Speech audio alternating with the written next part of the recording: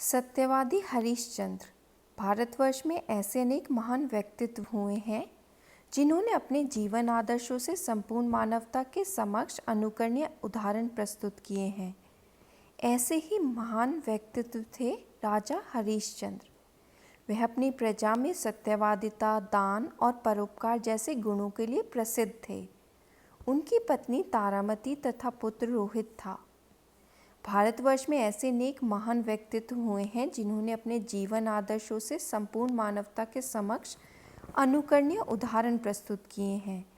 ऐसे ही एक महान व्यक्तित्व थे राजा हरिश्चंद्र। वह अपनी प्रजा में सत्यवादिता, दान और परोपकार जैसे गुणों के लिए प्रसिद्ध थे।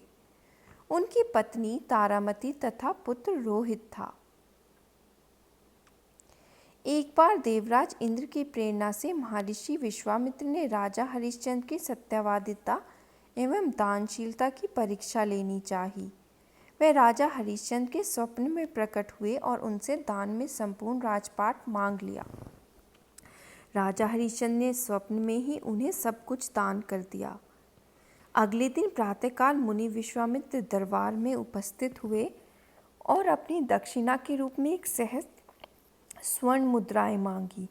राजा हरिश्चंद्र अपना सब कुछ दान कर चुके थे। मुनि बिना दक्षिणा लिए चले जाएं, यह भी संभव न था।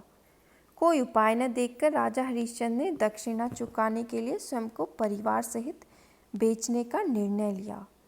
राजा हरिश्चंद्र को शमशान में कर वसूल कर दाह संस्कार कराने वाले व्यक्ति ने खरीद लिया और उनकी पत्नी और पुत्र को घरेलू कामकाज के लिए एक ब्राह्मण ने।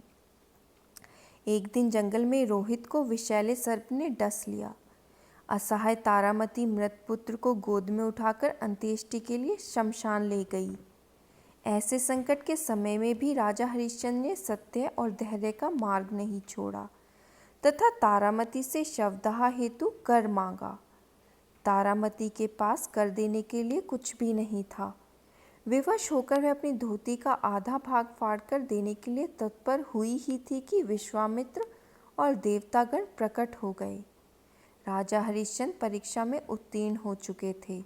सबने राजा के धैर्य, दानशीलता और न्याय की प्रशंसा करते हुए रोहित को जीवित कर दिया तथा राजपाट भी वापस कर दिया।